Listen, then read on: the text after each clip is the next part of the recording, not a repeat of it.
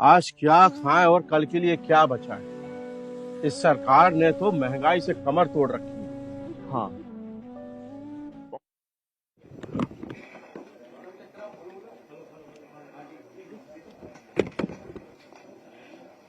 क्या शेर था वो? कुछ शेर भूल गया मैं। हैं?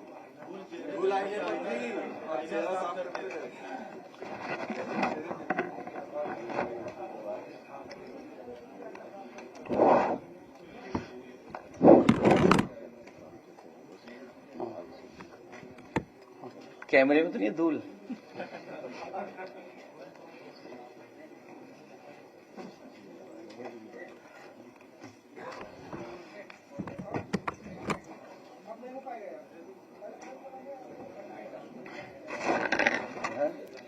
नहीं, वो बताते हैं गालिब का कोई शेर था। अब पता नहीं सच है कि क्या है। हैं? हाँ, कुछ था। हैं? नहीं, मुझे नहीं याद है, बताओ। क्या होता ना, कई बार एक ही शेर अलग अलग तरीके से अलग अलग सिचुएशन में कहाँ चला जाए पता ही नहीं। अब आप सुनाओ।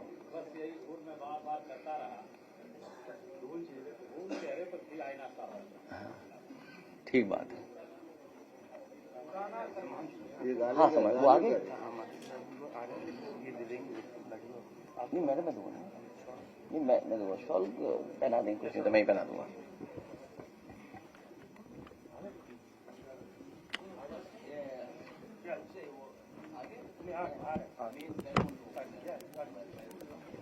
हाँ, ठीक है, समझ लिया।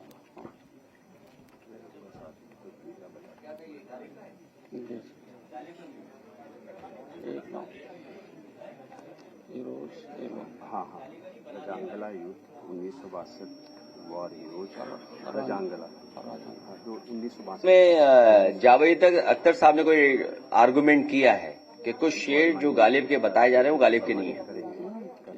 वो आर्गुमेंट है एक यूट्यूब या किसी उस पर। तो कई बार नैरेटिव और परसेप्शन, इस एआई के जमाने में शायद चीजें कुछ ठीक भी होंगी, ऐसा नहीं है। एआई के जमाने में चीजें ठीक भी होंगी।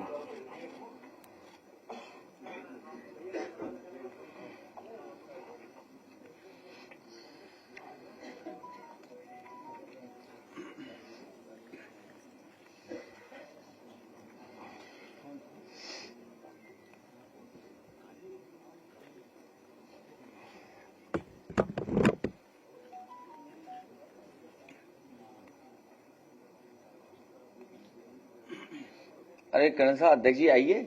आप कहाँ दिख रहे हो? अध्यक्ष आप ही तो हो। सैनिक के प्रकोष्ठ में।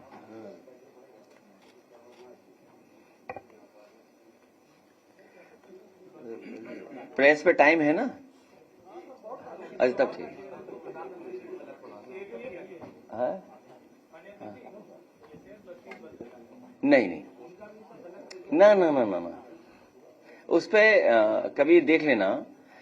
आप बेहतर बता सकते हैं, ये इनका फील्ड है। ये बाद में बताना भी नहीं है, माहौल बदल जाएगा।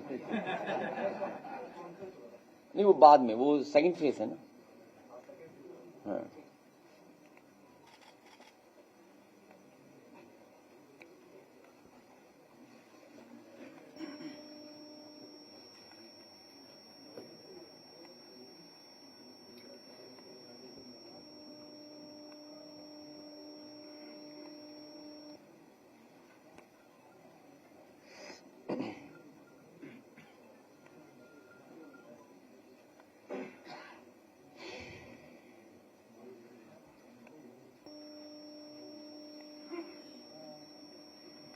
क्यों? सुरक्षा की जरूरत तो नहीं है?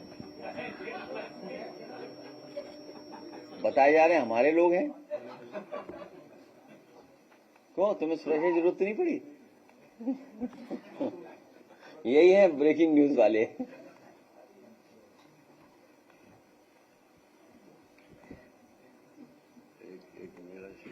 क्या?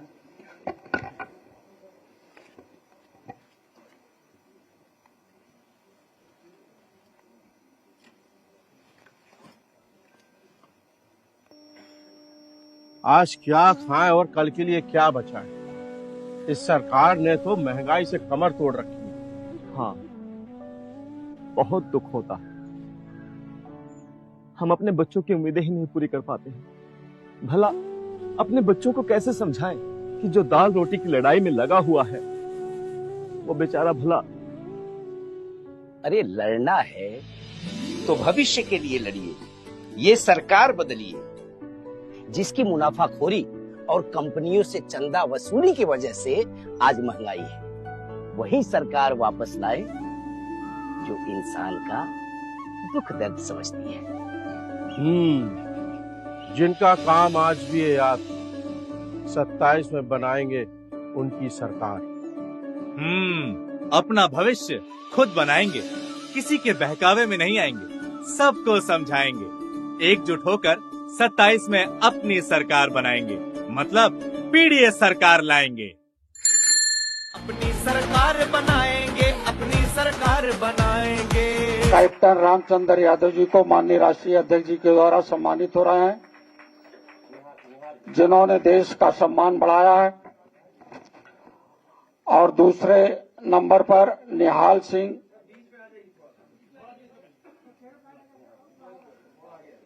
सिंह सेना में मेडल प्राप्त किया है। सम्माननीय गेजे सिंह जी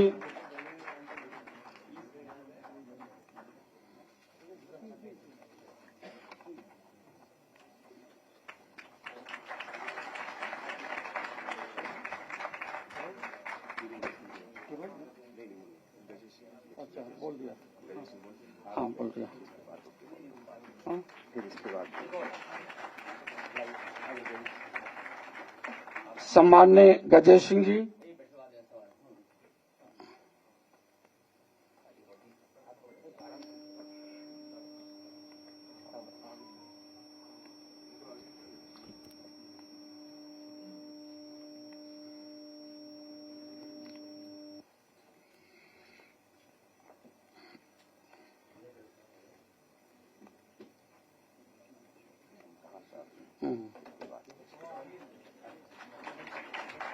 इसके बाद उत्तर प्रदेश 13 कुमाऊं में हो रहे युद्ध में अपने समर्पण भाव को दिखाते हुए कैप्टन रमेश कुमार जी को माननीय राष्ट्रीय अध्यक्ष जी सम्मानित करने जा रहे हैं।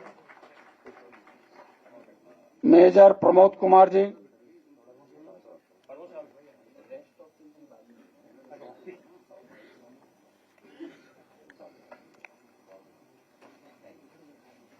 कैप्टन रमेश कुमार जी,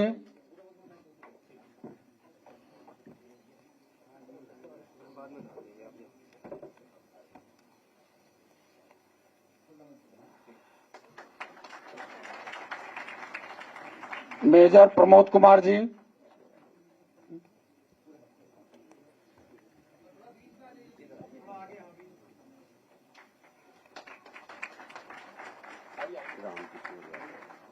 मेजर रामकिशोर यादव जी,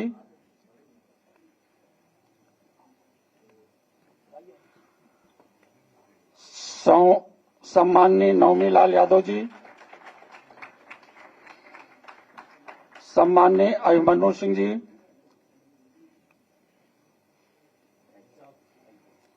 सम्माननीय इंद्रजीत यादव जी,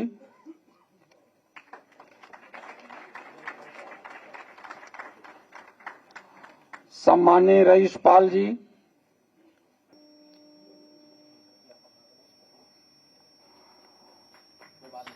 सम्माननीय पंकज यादव जी,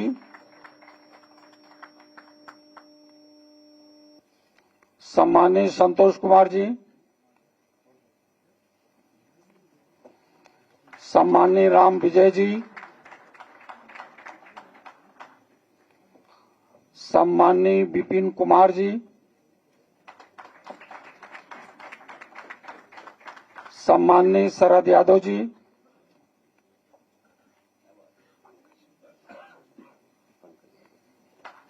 सम्माननीय पंकज यादव जी।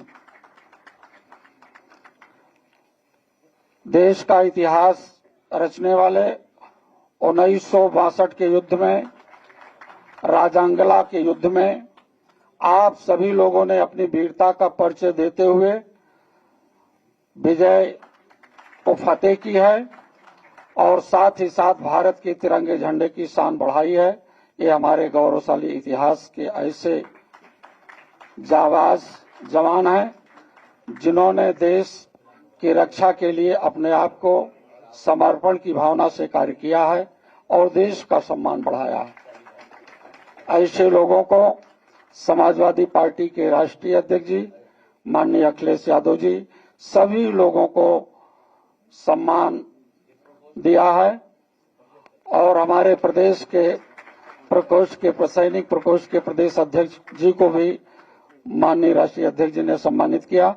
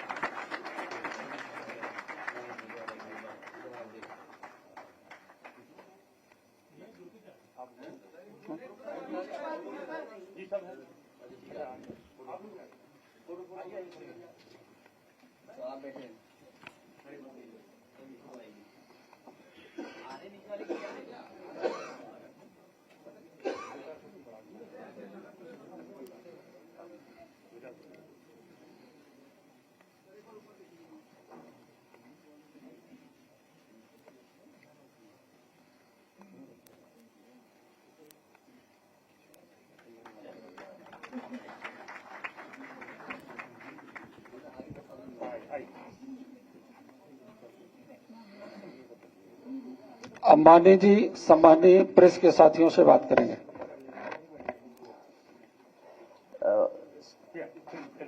ये कार्यक्रम जो सम्मान करने का था,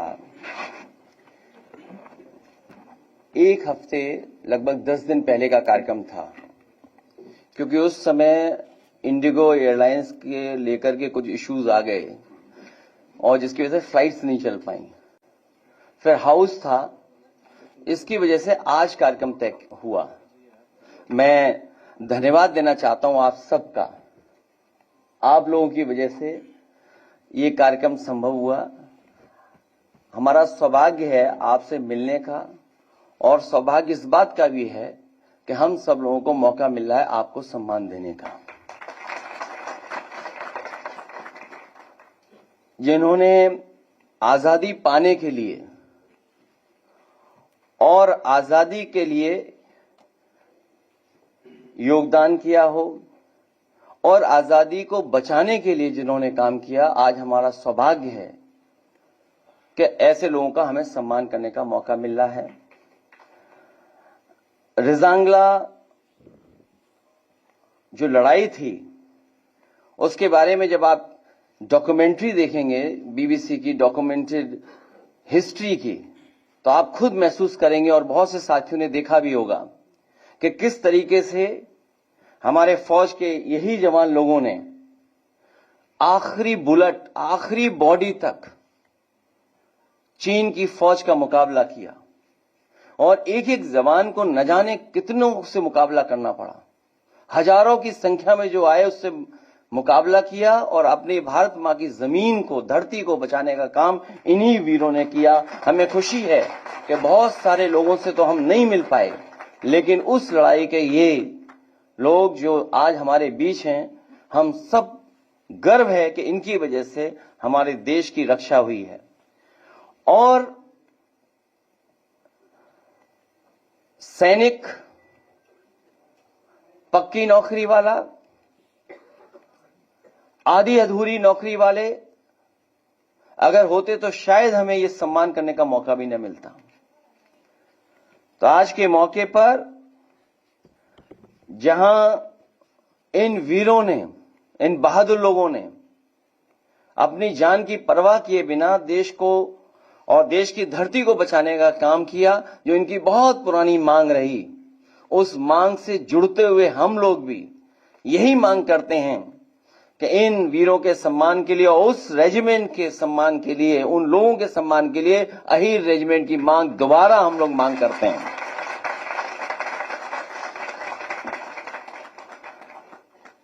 मुझे याद है देश की किसी पॉलिटिकल पार्टी ने अपने अगर मैनिफेस्टो में कभी लिखा तो वो इकलौती समाजवादी पार्टी थी जिसने अपने मैनिफेस्टो में ये डाला था कि समय जब भी हमें सरकार बनाने का मौका मिलेगा, दिल्ली की सरकार बनेगी तो हम सब लोग मिलकर के अहीर रेजिमेंट की बनाने का काम करेंगे। आज उस मांग को दोबारा हम लोग दोहराते हैं। और लोग भी अगर कोई रेजिमेंट मांगना चाहें तो वो भी उनकी भी बनानी चाहिए।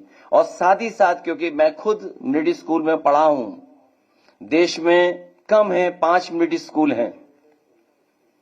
दिल्ली की सरकार से पुनः मांग करता हूं, मैं पहले भी पत्र लिखा और फिर मांग करता हूं कि मिलिट्री स्कूल्स यूपी में और बढ़ाए जाएं, क्योंकि यूपी में एक भी मिलिट्री स्कूल नहीं है। ये कंफ्यूज मत होइएगा कि सैनिक स्कूल और मिलिट्री स्कूल में क्या फर्क है। सैनिक स्कूल तो हैं जगह जगह, लेकिन मिलिट्री स्कूल नहीं है। मिलिट्री स्कूल केवल 5 हैं। तो हमारी मांग है कि उत्तर प्रदेश में भी मिलिट्री स्कूल बनाए जाएं। राजस्थान में 2 हैं, कर्नाटक में 2 हैं, 1 हिमाचल में है। बेलगांव, बेंगलोर, अजमेर, धौलपुर और चैल 5 ही मिलिट्री स्कूल हैं। तो हमारी मांग है कि जब उत्तर प्रदेश से देश के प्रधानमंत्री बनते हैं और उत्तर प्रदेश के डिफेंस मिनिस्टर हैं, तो हमारी मांग होगी कि लखनऊ में बन जाए मिलिट्री स्कूल, इटावा में हमारे होम टाउन में बने, कन्नौज में बने, बनारस में भी बन जाए। ये हमारी मांग है।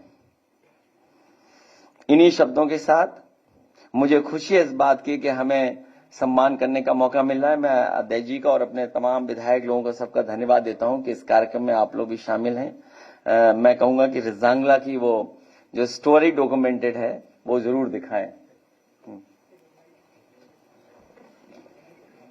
उधर देखना पड़ेगा थोड़ा। 1963 की है।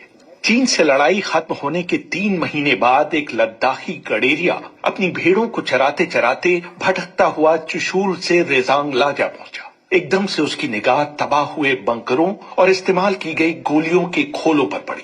वो और पास गया तो उसने देखा कि वहां चारों तरफ लाशें ही लाशें पड़ी हुई थीं। वर्दी वाले सैनिकों की लाशें।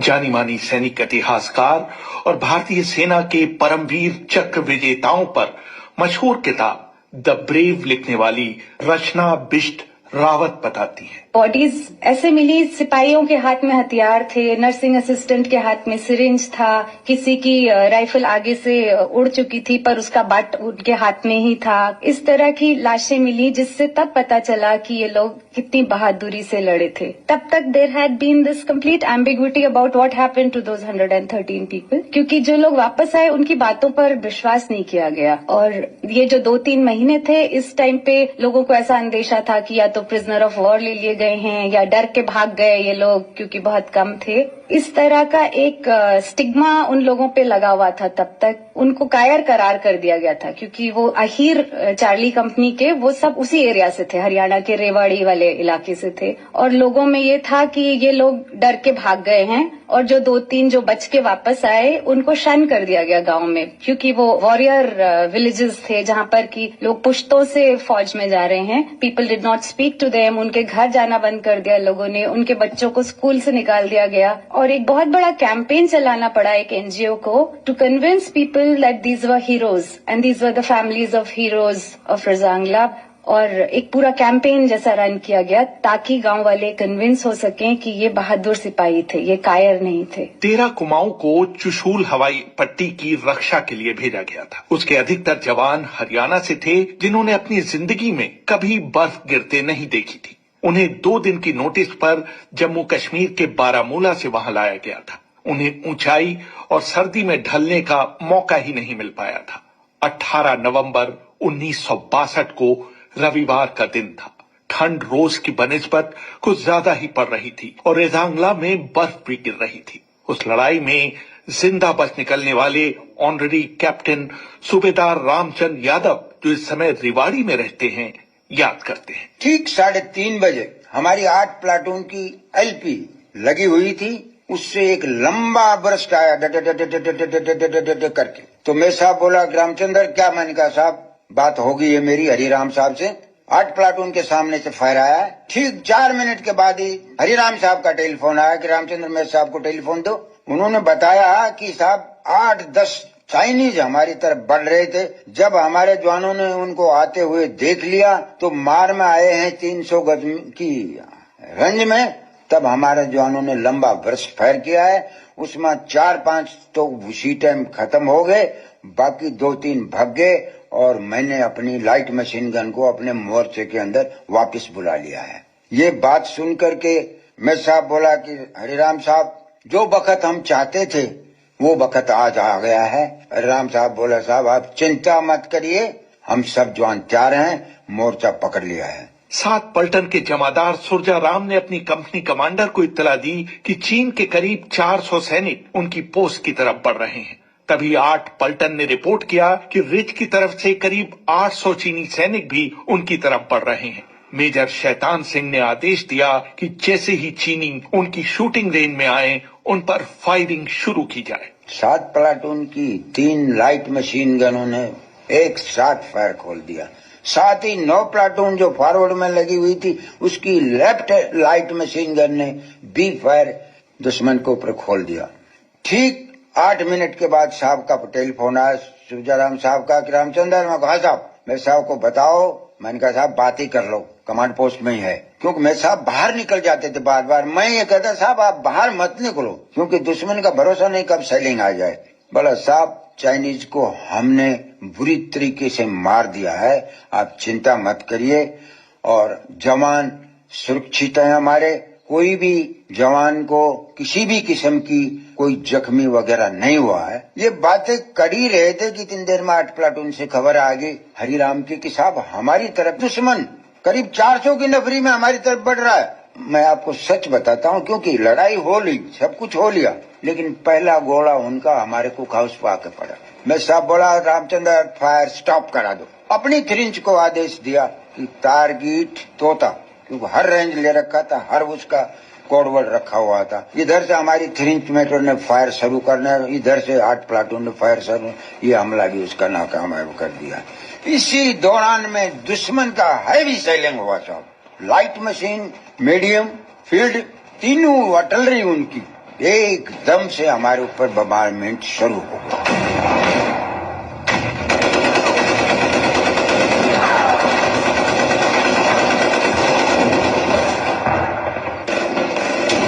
जब चीनियों द्वारा सामने से किए गए सारे हमले नाकामयाब हो गए तो उन्होंने अपनी योजना बदल डाली।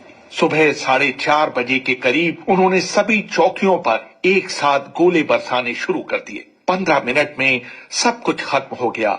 हर तरफ मौत और तबाही का मंजर था। पहला हमला उन्होंने रिपल्स कर दिया था और उनको वो बॉडीज गलीज में गिरी हुई नजर भी आई ऊपर से। पर उसके थोड़ी देर के बाद में चाइनीज ने उनके ऊपर मोर्टर से फायर किया और ये 15 मिनट का हमला था जो बहुत ही डेडली अटैक था। ये जो जवान यहाँ पे तैनात थे इनके पास बस लाइट मशीन गन्स थी और .303 की राइफल्स थी जो कि सिंगल लोड थी, मतलब हर गोली चलाने के बाद उनको लोड करना पड़ता था। और इतनी सर्दी थी कि वो बताते थे कि जवान की उंगलियां जम गई थी। 15 मिनट के अंदर देयर वाज कंप्लीट डिवास्टेशन। उनके सारे बंकर्स उजड़ गए, टेंट्स उखड़ गए, जवानों के लिम्स उड़ गए और तबाही सी मच गई। मगर उसके बाद भी मेजर शैतान सिंह ने उनको बोला कि आप डरिए मत, आप लड़ते रहिए। And that is what they did. जब ये सब हटा धुआं वगैरह तो उन्होंने देखा कि सामने दूर रिज पर याक्स आ रही हैं। कुछ क्षणों के लिए उन जवान्स ने सोचा कि हमारी ही अल्फा कंपनी के लोग हैं जो हमारे बचाव के लिए आ रहे हैं and they were very elated. पर जब उन्होंने दूरबीन लगा के देखा तो वो चाइनीज थे और वो याक्स के ऊपर अपना बाकी सामान लाद के, अपनी एम्यूनिशन, वेपन्स लाद के आ रहे थे। And that is when the third attack happened, जबकि वो आकर के उन्होंने एक एक को मार दिया। इस बीच मेजर शैतान सिंह की बाह में शेल का एक टुकड़ा आकर लगा। उन्होंने पट्टी करवाने के बाद लड़ाई जारी रखी। तभी एक चीनी सैनिक का पूरा बर्स्ट उनके पेट में लगा और वो नीचे गिर गए। मेजर शैतान सिंह अत्यधिक खून बह जाने की वजह से बार बार बेहोशी की हालत में चले जा रहे थे। सूबेदार रामचंद्र यादव इस मुश्किल समय में उनके साथ थे। बेहोश होते ही मैंने जाकर दंडेड़ा, होश आया। रामचंद्र, मैंने कहा साहब बहुत दर्द हो रहा है पेट के अंदर, मेरा बेल्ट खोल। मैंने कहा साहब बेल्ट नहीं खोलूंगा, क्योंकि उससे पहले जब मैंने अंदर हाथ दिया तो मेरे साहब की आंतें बेल्ट के नीचे आ चुकी थी। फिर मेरे साहब बेहोश हो गए। फिर होश में आया मेरे साहब, चल रही है फायरिंग, बम्बारमेंट भी दुश्मन का दोबारा आ गया हमारे ऊपर, चल रहा है। अब मेरे साहब बोला कि रामचंद्र एक बात सुन। कहा साहब, मेरा एक कया मान ले कि आप बटालियन में चले जाओ और बोलो कि कंपनी ऐसे लड़ी है और कंपनी शहीद होगी। मैं बोला साहब मैं आपको छोड़ के नहीं जा सकता। मैं साहब बोला रामचंद्र ये मेरा हुक्म है। चारों तरफ लाशें ऐसी बिखरी पड़ी थीं जैसे वो कपड़े की गुड़ियाएं हों। मेजर शैतान सिंह का टेंट बुरी तरह से तहस नहस हो चुका था। उनके दोस्त चिमन का सिर धड़ से अलग पड़ा था। मंडोला गांव के महेंद्र सिंह की टांगे बुरी तरह कुचली जा चुकी थी। मैंने सूबेदार रामचंद्र यादव से पूछा कि इस लड़ाई में 13 कुमाऊं के 124 में से 113 जवान मारे गए, आप किस तरह इस भयानक हमले में बच गए? मैं तो मामूली जख्मी था, ज्यादा नहीं, मेरे को बिल्कुल होश था, लेकिन मेरे दिमाग में यही था कि हरपुल ने यह कहा था कि मेजर साहब को नहीं छोड़ देना, मेजर साहब की लाश दुश्मन को नहीं दे देना। और जब भी हमारे ऊपर से रन कर गया, मुझे मौका मिल गया, मैंने मेजर साहब को उठाया है और वहां से छाती के लगा के 3-4 रोल किया और बजरी के अंदर जब ढलान में आ गया तो उठाया है और लेकर के 1 किलोमीटर नीचे आया हूँ। और जब लिटाया तो देखा कि 8:15 बजे मेरे साहब के प्राण निकल चुके हैं।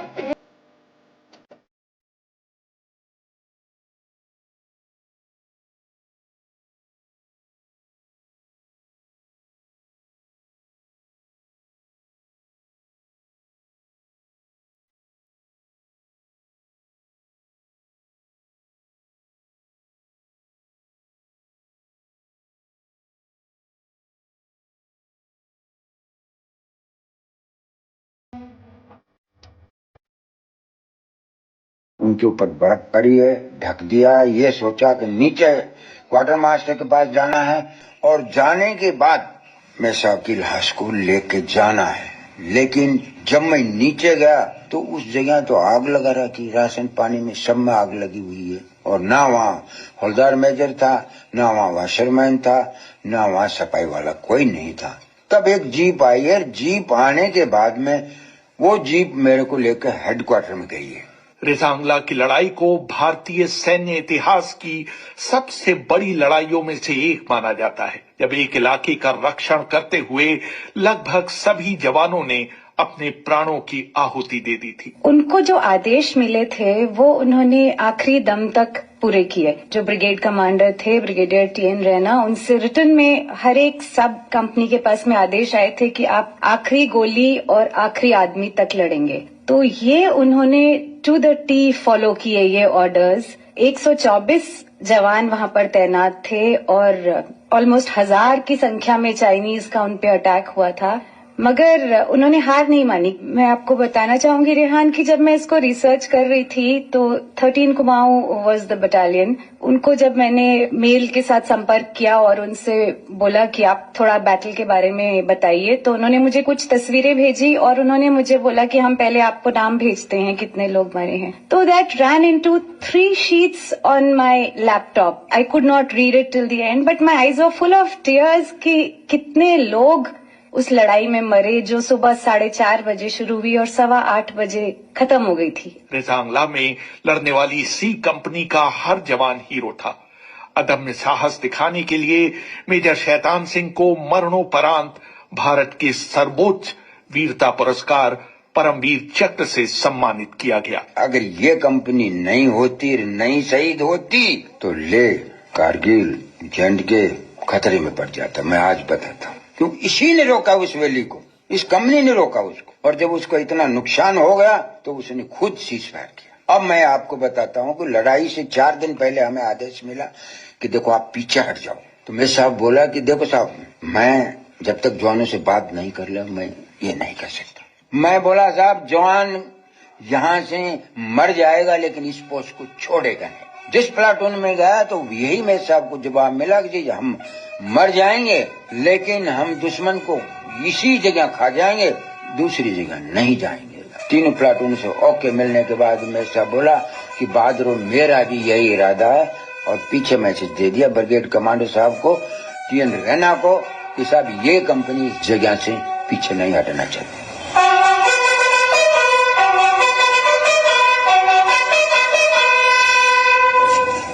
रेहान फजल, BBC, दिल्ली।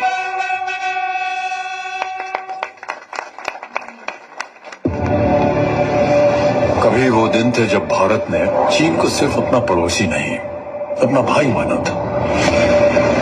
लेकिन 1962 को पता चला कि ये भाईचारे की भावना दोनों तरफ नहीं थी।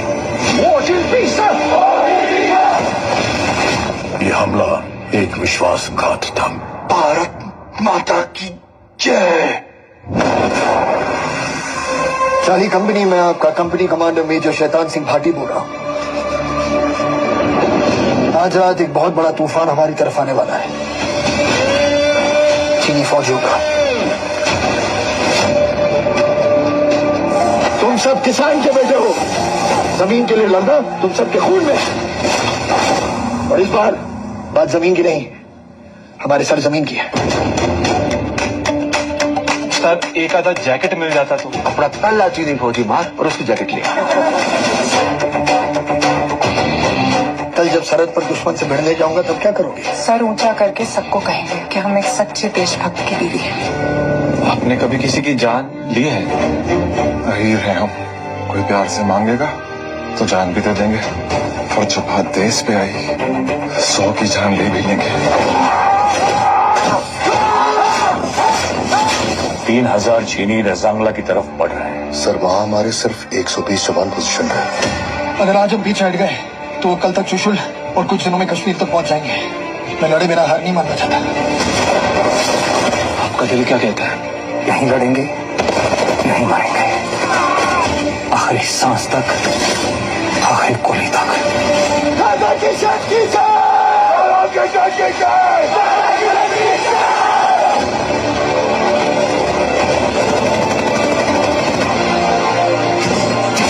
चीन हमारे घर में घुस आया है और उसे रोकना हमारे हाथ में, एक होकर।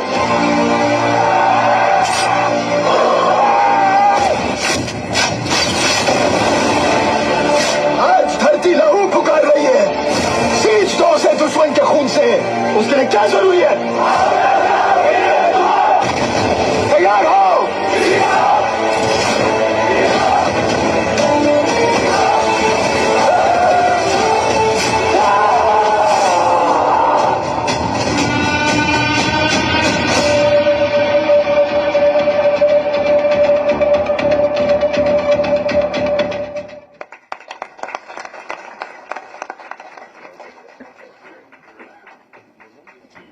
बोलना चाहे बोले, नहीं उनकी मर्जी है। हाँ, ये हमारा मैनिफेस्टो था जिसमें हम लोगों ने शामिल किया था, मैनिफेस्टो। और मैं तो ये कहूंगा कि जिन्होंने आजादी पाने के लिए और आजादी बचाने के लिए लड़ाई लड़ी हो, वही सैनिकों का और शहीदों का महत्व समझते हैं।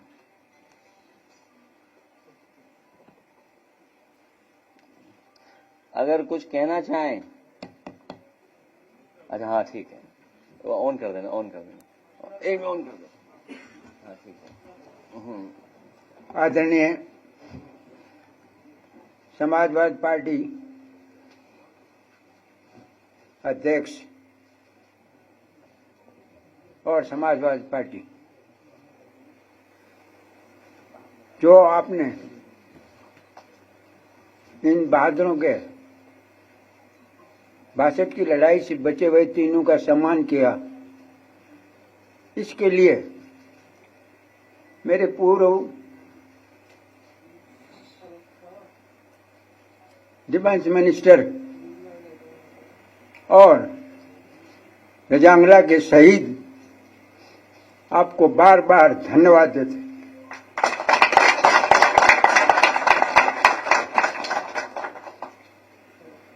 मैं तो एक ही बात कहना चाहता हूं कि जन्म एक बार होता है, अगर ये देश के काम आए तो इससे बड़ा धर्म नहीं होता।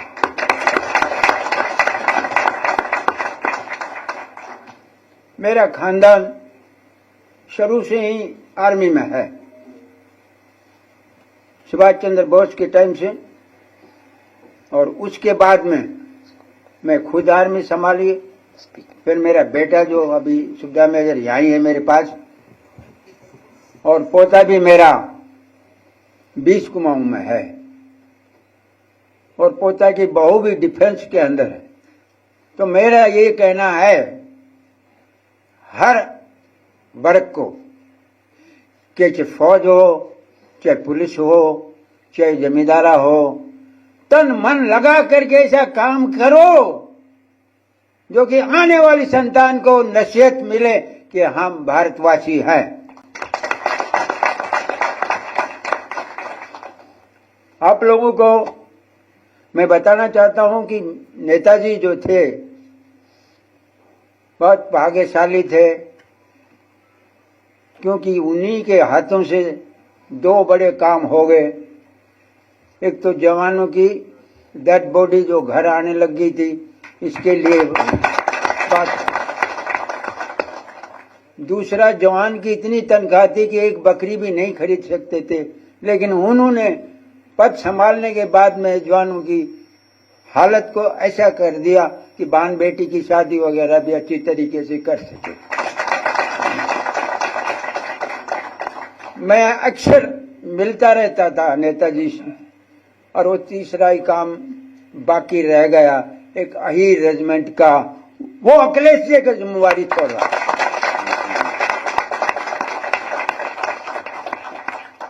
बाकी मैं आपका समय लिया, माफ करना।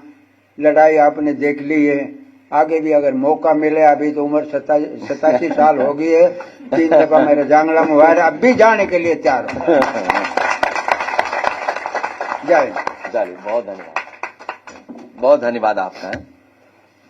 तो आपको जाने दें और फिर हम लोग ठीक है। आदरणीय राम सिंह जी, रामचंद्र, हाँ उन्हीं का वॉइस थी जो, हाँ ठीक। तो आप लोग अभी तो है, बोलोगे कुछ आगे है अभी? अच्छा ठीक, हाँ ठीक, आप मैं आपको छोड़ के फिर आएंगे, फिर नेक्स्ट अपनी अगली लड़ाई।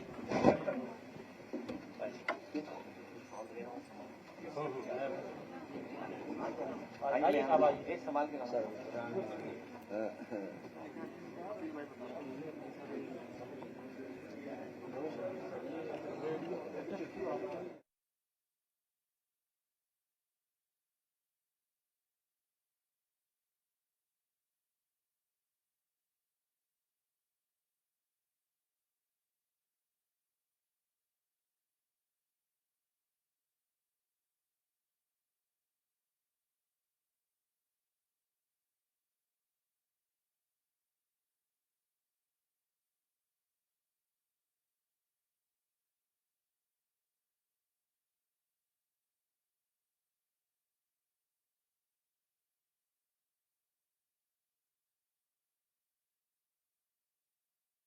बहू, भर्ती की कुछ खुशखबरी आई क्या? बार बार पूछकर जान मत खाया करो।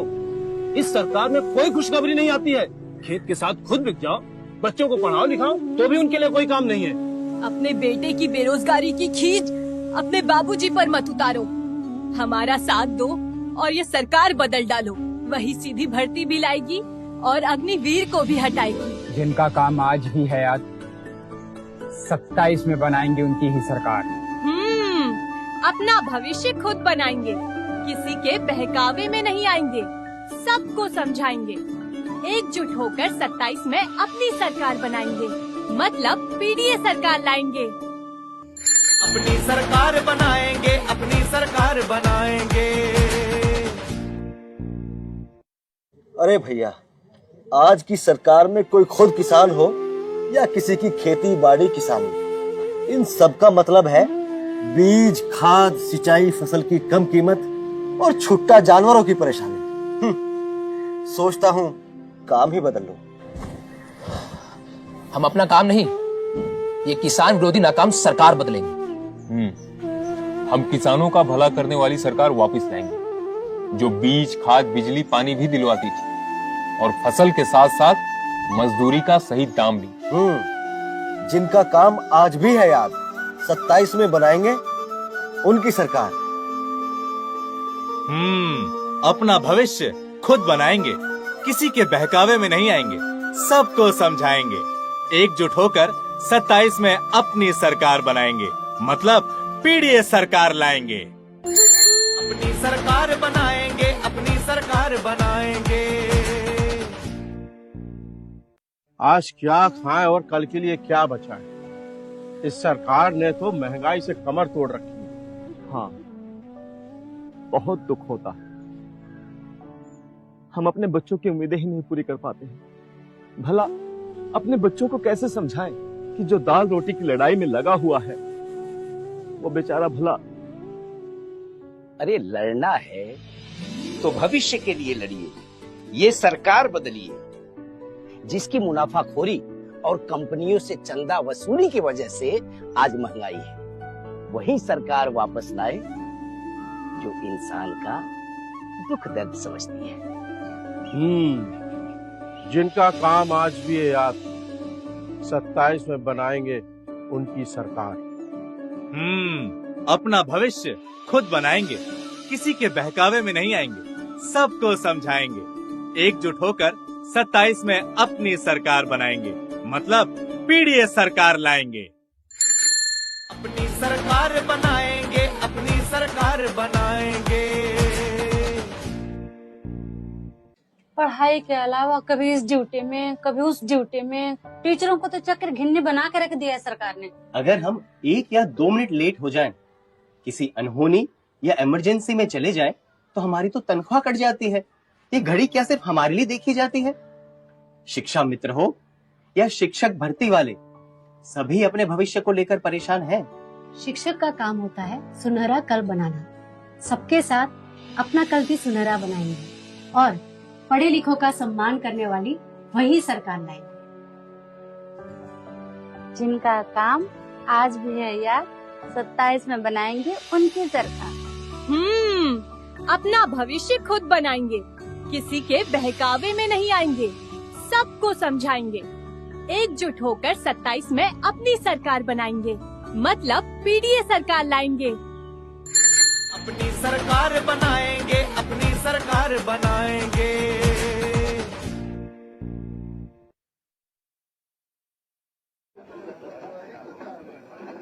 आइए तो हैं कैसी? हाँ, वो पहले कागज दे देंगे, अगर देना चाहे दे दे कागज पहले। वो प्रेस के वो क्या कागज का है, प्रेस वाले प्रिंट आउट देना।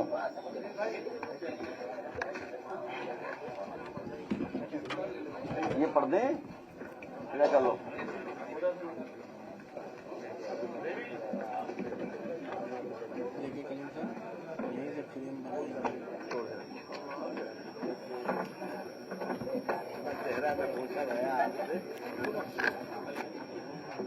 हालांकि मैं शायर नहीं हूं, लेकिन हमारे आदरणीय उदय प्रताप सिंह जी राष्ट्रीय कवि हैं और इधर हिंदी, उर्दू, उसमें इनका बहुत बड़ा सम्मान है। नेताजी के गुरु रहे, तो हमारे तो बहुत सम्मानित हैं और समय समय पे इनकी कविताएं, शेर, और मुझे याद है कि जब मैं मुख्यमंत्री था और इनकी बहुत फेमस न मेरा है न तेरा है, उस समय मैंने बहुत सारे देश के प्रतिष्ठित लोगों को भेजा था नए साल की बधाई पर, या त्योहार की बधाई भी मुझे याद नहीं आ रहा है। क्योंकि अब एज के हिसाब से मेमोरी और रील्स की वजह से मेमोरी चली जाती है।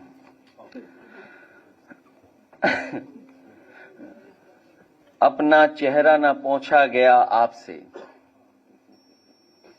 अपना चेहरा न पहुंचा गया आपसे, आईना बेवजह तोड़कर रख दिया। जो घटनाक्रम चल रहा है और कोडीन को लेकर के बहुत महत्वपूर्ण बातें सरकार छिपा रही है, और एक इसके हम टाइमलाइन देखें और फॉलोअप करें स्टोरी, जो स्टोरी को अगर हम फॉलोअप करेंगे, आवाज एक ये वाला बंद कर देना आप, अच्छा ठीक है। अगर हम स्टोरी को फॉलोअप करें, उत्तर प्रदेश में एक ट्रक के पकड़े जाने से कफ सिरप के अंतर्राष्ट्रीय रैकेट का कैसे पता चला। उत्तर प्रदेश में एक ट्रक के पकड़े जाने से कफ सिरप के अंतर्राष्ट्रीय रैकेट का कैसे पता चला।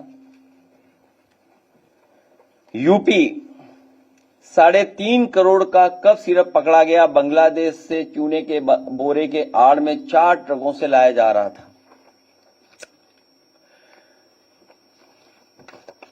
36 जिलों में 118 से अधिक एफआईआर। यूपी में कफ सिरप का काला कारोबार, पढ़े इस कांड की पूरी कहानी। कोडीन सिरप माफिया कौन? 5 तरह के फर्जी फर्म, पूर्वी यूपी एवं बांग्लादेश, हब और नेक्सस।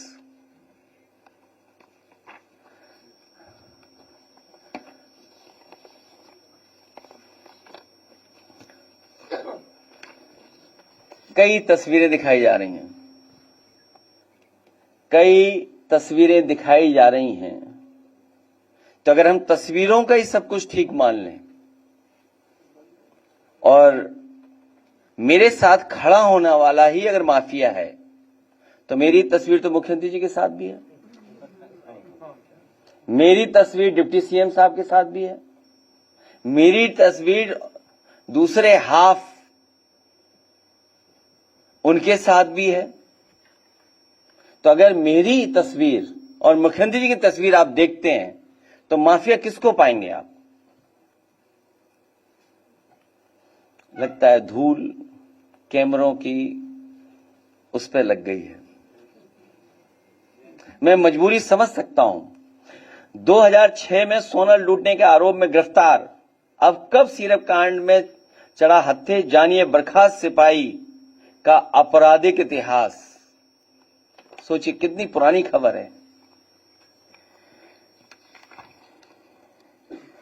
यही कसूर रहा इनका, दिखाने को औरों के बच्चे गोद में खिलाते रहे, पर पैसों के लालच में बच्चों की जान दांव पर लगाते रहे। यही कसूर रहा इनका, ये अपनों को हर हाल में बचाते रहे, उनके गुनाह छिपाते रहे।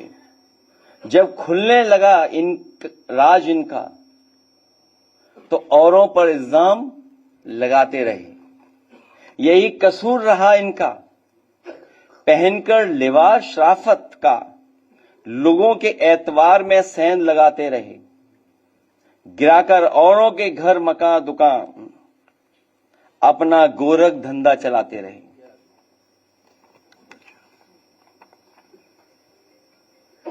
किसी प्रदेश का मुख्यमंत्री झूठ बोले और उसके साथ खड़े हुए जो पसंद नहीं कर सकते मुख्यमंत्री को, वो झूठ बोले, तो कल्पना कर सकते हैं कि प्रधानमंत्री के क्षेत्र में इतना बड़ा रैकेट चल रहा हो।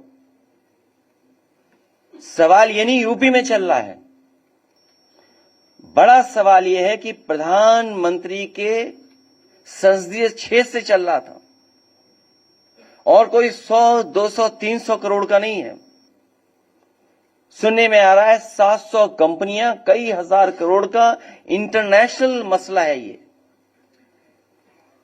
जब ये खुद फंसने लगे तो एक आध तस्वीर जो दिखा करके ये बता रहे हैं कि समाजवादी पार्टी के, तो मैं समाजवादी पार्टी की तरफ से मांग करता हूं कि जो जो माफिया है उन पर बुलडोजर चलना चाहिए। अगर वो समाजवादी पार्टी का है जिसकी तस्वीर उन्होंने दिखाई है, जिसका कई हजार फीट स्क्वायर फीट में, कई हजार स्क्वायर फीट में घर है, जिसमें वैल्यूएशन करने वाले भाग गए, और फिर उससे जुड़े हुए जितने माफिया हैं और जो अधिकारी हैं, आप कंफ्यूज मत होइएगा। जो अधिकारियों का नेक्सस है, जो अधिकारियों की लड़ाई है, उसकी वजह से भी जनता को कुछ सच्चाई पता लग रही है। अगर कानपुर का अखिलेश दुबे की कोई जान बचा रहा है तो यही समाजवादी पार्टी है, समय समय पर उठाने की वजह से उसकी जान बची हुई है, और पूरी सरकार लगी है कि उसको और कैसे बचाया जाए। उत्तर प्रदेश में तो कमाल चल रहा है। इसलिए हमारी समाजवादी पार्टी की तरफ से मांग है, और हमारी तरफ से मांग है कि जिनको आप समाजवादी पार्टी का बता रहे हैं, कालीन भैया, कोडीन भैया, जितने लोग हैं, उन सब पे बुलडोजर चलना चाहिए। क्योंकि सवाल देश के प्रधानमंत्री जी के लोकसभा के क्षेत्र का है, वहां से ये नेटवर्क चल रहा था। उसमें जितने लोग शामिल हैं, हजारों करोड़ का जिन्होंने खेल किया है, उन सब पे बुलडोजर चलना चाहिए। लीडर ऑपोजिशन भी यही मांग करेंगे। खत्म हो गई बात।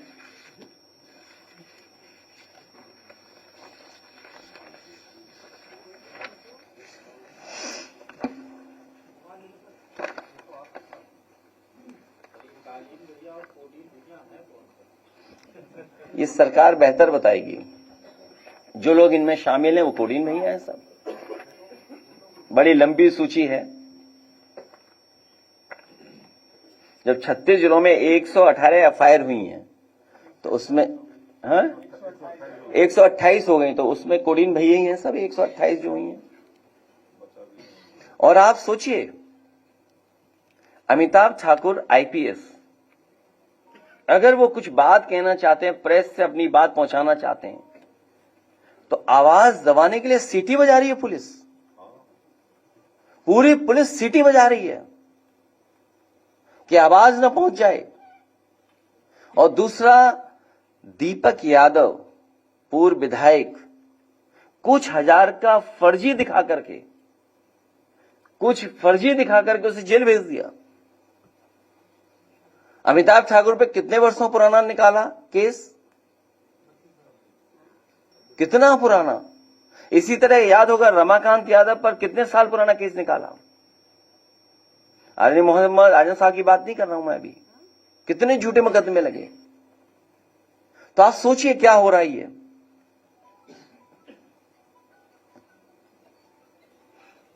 और आप में से कोई बहादुरी दिखा दे।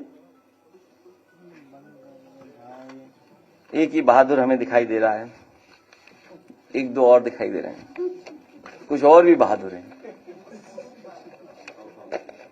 तो सोचिए आप किसकी।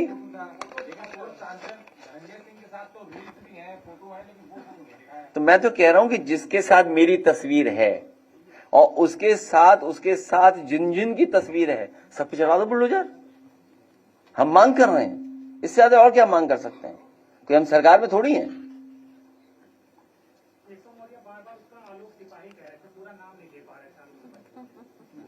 अब वो तुम जानो और तुम्हारे वो जाने नेता जिनसे इंटरव्यू लेने गए तुम। तो मेरी फोटो तो मुख्यमंत्री के साथ भी है, तो माफिया किसको मानोगे। और मेरी फोटो डिप्टी सीएम के साथ भी अगर कहो तो मैं दिखवा दूं। अभी बताओ, दिखवा दूं? नहीं, बिहानी और भी है, बहुत क्लोज है। हमने तो ऑफर दिया था उन्हें। कहो तो दिखा दूं, आप बताओ माफिया कौन है आप, लेकिन तय करो, फोटो में दिखाऊंगा, आप तय करो कि कहोगे कि माफिया कौन है इसमें से। अगर है तय करो तो मैं फोटो दिखा दूं, बताओ है। देखिए बात मत बोलो, सिरप से बात उधर चली जाएगी, इसलिए कुछ ऑफर वगी बात मत करो, केवल सिरप पे रहिए आप। ये सामान्य घटना नहीं है। आप सोचिए कितनी स्टोरीज हैं, ये तो मैं थोड़ी सी स्टोरीज निकाल के लाया हूं, न जाने कितनी स्टोरीज हैं जब इतनी एफआईआर दर्ज हो जाए। और दूसरा देखिए, कानपुर में जो तहरीर दे रहे हैं, एफआईआर लिखा रहे हैं, कि वापिस कैसे हो उसका दबाव पुलिस बना रही है। कितनों में एनओसी मिल गया सोचिए आप, कितनों को खत्म कर दिया एफआईआर।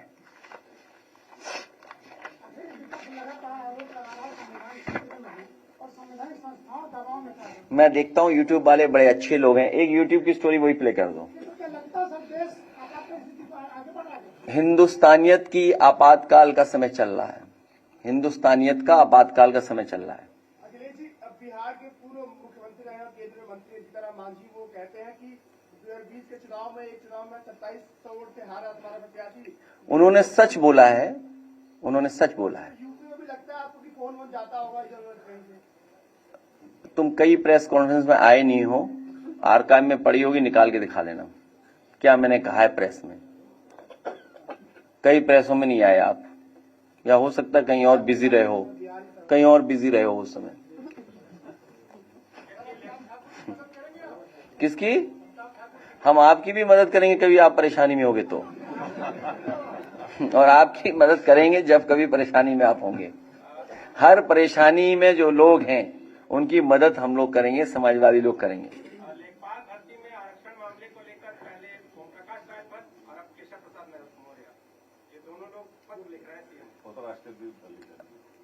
देखिए आप कोडीन पर रहिए, कहाँ इधर उधर भाग रहे हो आप, उसकी बाद में कर लें। भाई बीजेपी से आप आरक्षण की उम्मीद करो, ये आप खुद बेईमान है, इसका मतलब उनसे उम्मीद क्यों कर रहे हो आप? कोई एक नौकरी नहीं, तमाम नौकरियों का मैं उदाहरण दे सकता हूं।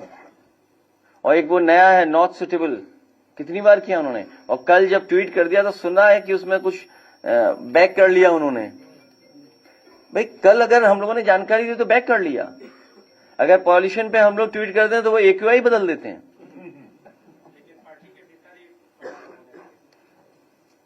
वो गैंग है, it's not a political party.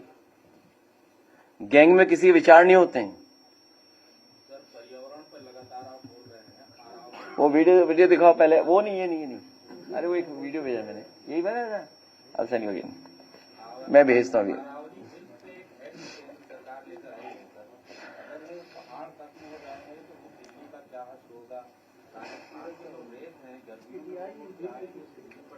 तो राजधानी बदल दो, लखनऊ को राजधानी बना दो। भाई मैं आपसे कह रहा हूं, पर्यावरण ऐसा है क्योंकि बहुत सारे लोग चिंतक विचारक भी हैं यहाँ, तो पर्यावरण पे हम लोग एक डिफरेंट प्रेस कॉन्फ्रेंस कर लेंगे जिसमें केवल पर्यावरण पे बात करेंगे कि सॉइल पॉल्यूशन है, एयर पॉल्यूशन है, लैंड पॉल्यूशन है, आपकी रिवर पॉल्यूटेड है, साउंड पॉल्यूशन है। साउंड पॉल्यूशन नहीं दिखाई देता आपको? तो AQI को लेकर भी है, बड़े सवाल हैं। फिर आप कहोगे कि आपके एक सांसद ने कुछ कह दिया है, तो आपके टेक्नोलॉजी को क्यों बदला आपने? इलेक्ट्रिक वो क्या बोलते हैं जिसमें लाश जलाते हैं, इलेक्ट्रिक होता है नहीं, इलेक्ट्रिक क्या, हाँ विद्युत है, इलेक्ट्रिक जो भी बोलते हैं उसको, तो क्यों लाए आप? कुछ कारण रहे होंगे ना। तो इसलिए पर्यावरण पे हम लोग कभी बहुत लंबी बात कर लेंगे, इश्यूज बहुत हैं पर्यावरण के, और ये पर्यावरण को लेकर के बिल्कुल चिंतित नहीं है।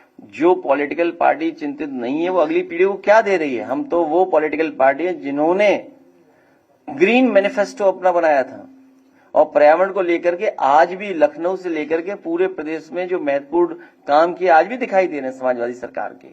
तो बहुत बड़ा विषय है पॉल्यूशन, और ये क्योंकि उद्योगपतियों से मिले हुए हैं, इसलिए उद्योगपतियों को लाभ देने के लिए कोई भी नियम बदल सकते हैं, चाहे वो समुद्र का हो, फॉरेस्ट का हो, हिमालयस का हो, वो सब नियम बदल देंगे। और दुनिया में नहीं ऐसा बदला गया होगा। दुनिया में हिमालयस के लिए, पहाड़ों के लिए, या जो भी उनके पहाड़ों के नाम हैं, उनके लिए कभी कानून नहीं बदला हुआ होगा। लेकिन भारत पहला देश बनने जा रहा है कि उद्योगपतियों को लाभ पहुंचाने के लिए नेचर से खिलवाड़ कर रहे हैं, अपने एनवायरमेंट से खिलवाड़ कर रहे हैं। तो कोडीन पे मदद करिए, आप लोग जाइए कोडी। और क्या, एक वीडियो लास्ट दिखा देते हैं, शायद अगर मिल जाए तो मुझे। अखिलेश जी, प्रधानमंत्री फसल बीमा योजना पे करोड़ों का घोटाला हो गया, जिसमें 787 हेक्टेयर जमीन पर 1138 हेक्टेयर का बीमा करा दिया गया। आरोप ये भी है कि नाले पर और रेल की पटरियों पर फसल उगा ली गई। तो इन अधिकारियों के खिलाफ कार्रवाई कब होगी? टोक्यो जनरल इंश्योरेंस कंपनी का भी नाम आ रहा है और कैबिनेट मंत्री है सूर्य प्रताप शाही समेत तमाम लोग सामने दबाने का काम कर रहे हैं, ये भी आरोप है। ये स्कीम ही किसानों को मदद नहीं कर रही है। और आपको याद होगा जब समाजवादी सरकार थी उस समय हम लोग इस स्कीम को इसलिए नहीं लागू कर रहे थे, जो किस्त है वो कंपनियों को ज्यादा लाभ पहुंच रहा है, किसान को लाभ कम पहुंच रहा है। ये भेजा, इसका वीडियो अगर अपलोड कर सके। हाँ ठीक है, प्ले करा देना। किसी ने बनाया वीडियो, एक हम यूट्यूबर ने, तो हमें किसी ने भेजा, तो हमने कहा आपसे भी शेयर कर लें। दोषी के खिलाफ कार्रवाई हो, वो इसलिए नहीं चल रहा है क्योंकि स्वजाति लोग हैं अपराधी उसमें। स्वजाति लोगों पर बुलडोजर नहीं चल सकता। और ये बलिया की जो घटना बता रहे हैं आप, थाना बता देना, मुझे याद नहीं है, हैं? कौन सा थाना है? तो वो क्योंकि अपराधी स्वजाति हैं इसलिए उनके खिलाफ कोई कार्रवाई नहीं हो रही है। क्या चीज? तो सब विधायक तो चाहते हैं बहस हो, हम लोग तो सब विधायक चाहते हैं, पार्टी भी चाहती है और सत्र भी बढ़े, समय मिले सबको, क्योंकि बहुत सेंसिटिव और बहुत बड़ा इशू है, कोई सामान्य इशू नहीं है ये। और सरकार के लोग इसमें शामिल हैं और देश के प्रधानमंत्री जी के छेद से चल रहा है। सुने में आया कि गाड़ियां जहां से खरीदी गई उन्होंने अपना डेटा ही हटा दिया है। जो गाड़ियां खरीदी गई हैं, एक है बनारस का कोई एजेंसी वाले, एक लखनऊ की एजेंसी वाले और एक जौनपुर की एजेंसी।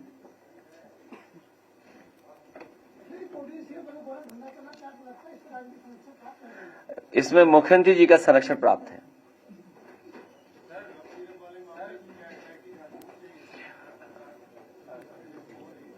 उसके लिए मैंने कहा है एसटीएफ हो, सीरफ टास्क फोर्स अलग से गठित हो, और जो एसटीएफ है वो ना हो, क्योंकि एसटीएफ में स्वजाति भी हैं और जौनपुर के सबसे ज्यादा हैं। तो इसलिए उससे उम्मीद आप नहीं कर सकते कि उसमें न्याय मिलेगा। और वो डेटा आपके पास होगा अगर आप दिखा सकें, अगर आप जानकारी कर सकें।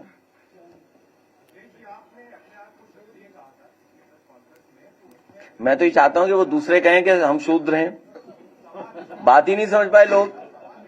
भाई हम ये कह रहे हैं ना कि अगर हम क्षत्रिय हैं तो शूद्र कहते हैं, हमें क्यों नहीं कहते हैं शूद्र?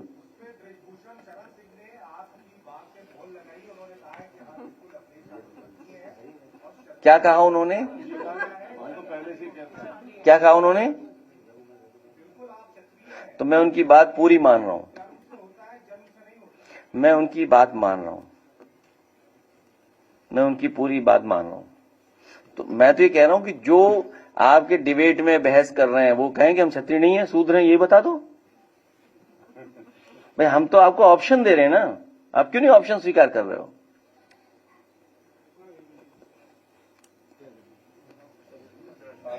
लाइट बंद कर दो, प्ले कराइए।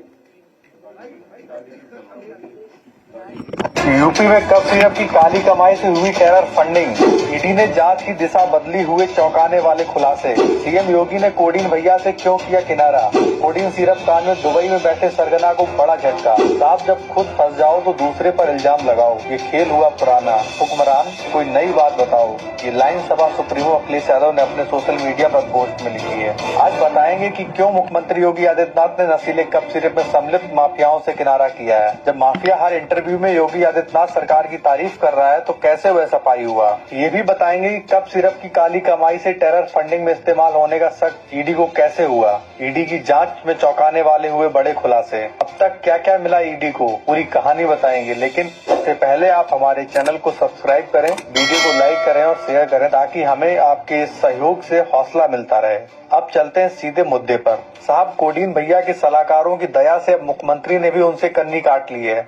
उनका कहना है कि कप सिरप गिरोह के लोग समाजवादी पार्टी से हैं। खैर, ये जानकारी तो कोडीन भैया खुद बयान में देकर सार्वजनिक कर चुके हैं कि कप सिरप गैंग के सदस्य उनके करीबी हैं। रही बात पार्टी की, तो हर इंटरव्यू में वो किसकी तारीफ कर रहे हैं, किसकी आलोचना कर रहे हैं, ये जग जाहिर है। अगर ये यूपी सरकार के पोषित माफिया समाजवादी हैं, तो इनके महलों पर बुलडोजर चलाने से कौन रोक रहा है? और अखिलेश यादव स्वयं कह चुके हैं, अगर बुलडोजर में डीजल खत्म हो गया है तो विपक्ष भरवा देगा। खैर, माननीय मुख्यमंत्री जी, जनता आपसे कह रही है, यही कसूर आप बार बार करते रहे कि धूल चेहरे पर थी, आप आईना साफ करते रहे। जेडीयू का नेता और एनडीए का प्रचार करने वाला अगर सपा के करीबी है, तो जनता को गुमराह करने की बजाय इसकी शिकायत एनडीए के संयोजक या नीतीश कुमार से कीजिए।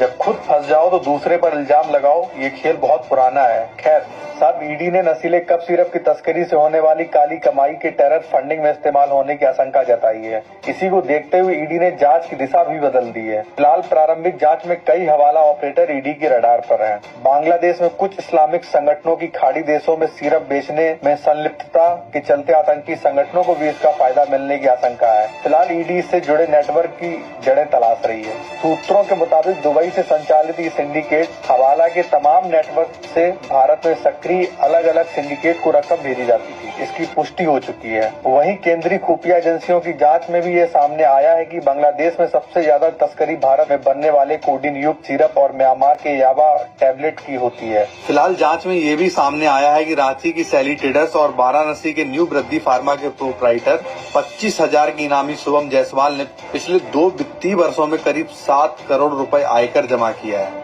और जीएसटी अलग से जमा कराया गया है। ईडी के मुताबिक वाराणसी में चार्टेड अकाउंटेंट विष्णु अग्रवाल ने 140 फार्मा का ऑडिट किया है, जिसमें 2 फर्म शुभम जायसवाल की हैं।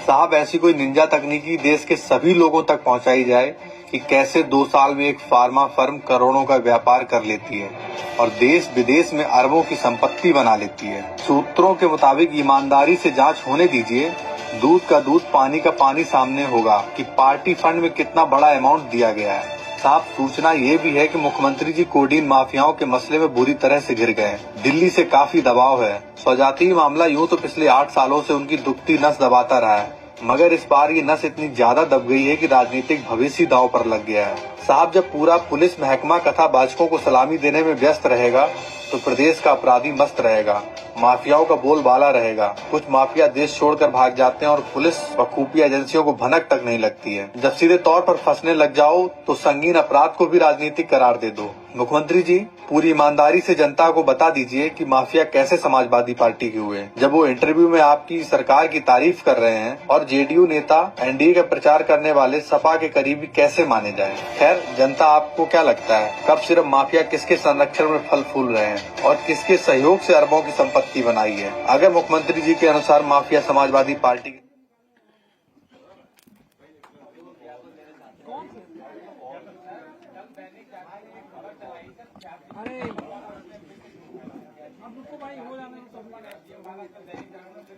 तो कोई कानून जानता है? लो नोटिस दीजिए उन्हें। हाँ, नोटिस दे दो आप, ठीक है? हाँ, दीजिए नोटिस। बहुत धन्यवाद, हमारे राष्ट्रीय अध्यक्ष हैं ये। आप नोटिस दीजिए अखबार को। हाँ, वो तो है, वो तो बाद में एक दिन कर लेंगे इस पे। लीगल नोटिस दीजिए सीधा। हाँ, लीगल नोटिस देंगे हम लोग, लीगल नोटिस। और ये संग्राम कई बार बोल चुके हैं प्रेस में। हाँ, और हमारे लाली वर्मा जी बताएंगे वो कैसे, वो कौन सा निकालते हैं, नया टर्म निकाला है, not suitable, not found suitable, NFS पता करवा लो आप, एनएफएस कैसे निकालते हैं। हाँ ठीक, हाँ ठीक है।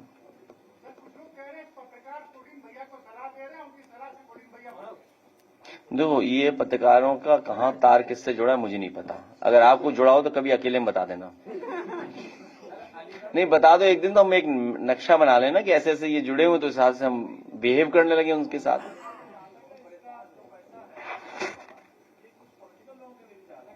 तो हो सकता है, कौन बड़ी बात है। तो ये तो इतना बड़ा जब मसला है तो खुलासा तो हो इसका, कोई सच्चाई तो सामने आए।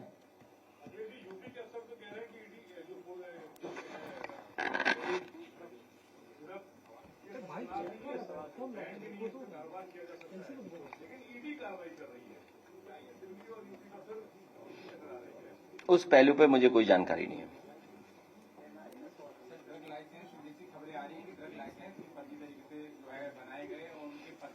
इस सुनने में तो ये भी आ रहा है कि दबाव बना करके भी लिए गए लाइसेंस, या जिनके पहले से चल रहे थे लाइसेंस उनको भी दबाव बना के कमरे में पीट के या जो भी कुछ हो तरीका अपनाया।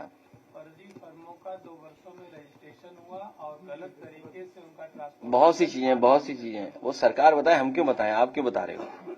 अरे सब पता ये बातें भाई, ये विधानसभा में बोलना जाके।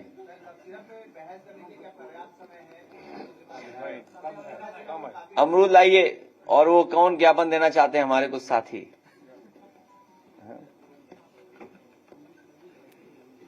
कौन है ज्ञापन वाले?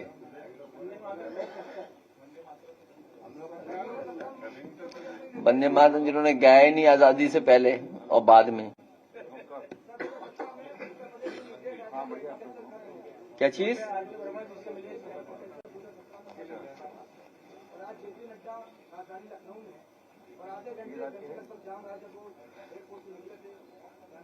कौन सा शहर जाम में नहीं है? कौन सा शहर बताओ?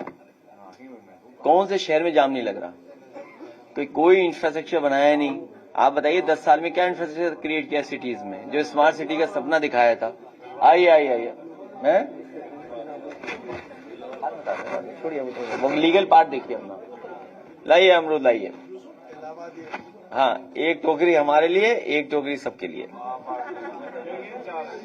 अरे हो गया, बस इतना ही होता है। हाँ ठीक है, फैल जाओ ना, फिर तस्वीर उनकी भी आएगी। वो कौसाम्बी की सबसे असली तो कौसाम्बी का होता है। कौसाम्बी का इलाहाबाद वाले बोलने लगे हमारा है। नहीं कौसाम्बी वाला है। अच्छा वो इलाहाबाद का।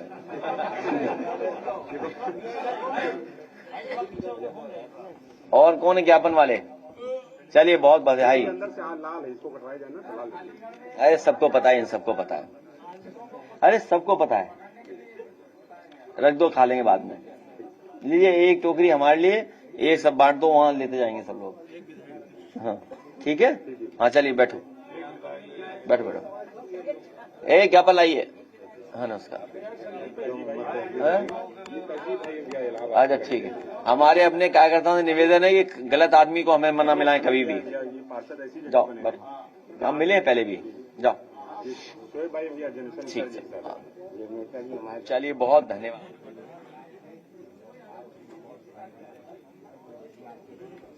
चलो भैया।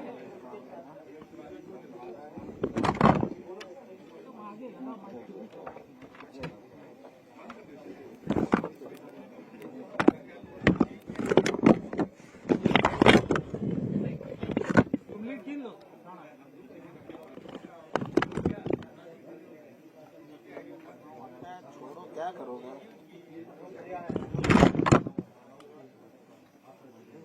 वो छुट्टी आया नहीं, ये उत्तर प्रदेश में हालांकि बहुत जगह मेडिकल निग्लिजेंस की वजह से जान जा रही है। आज या कल भी कोई अखबार में थी न्यूज। क्या है न्यूज?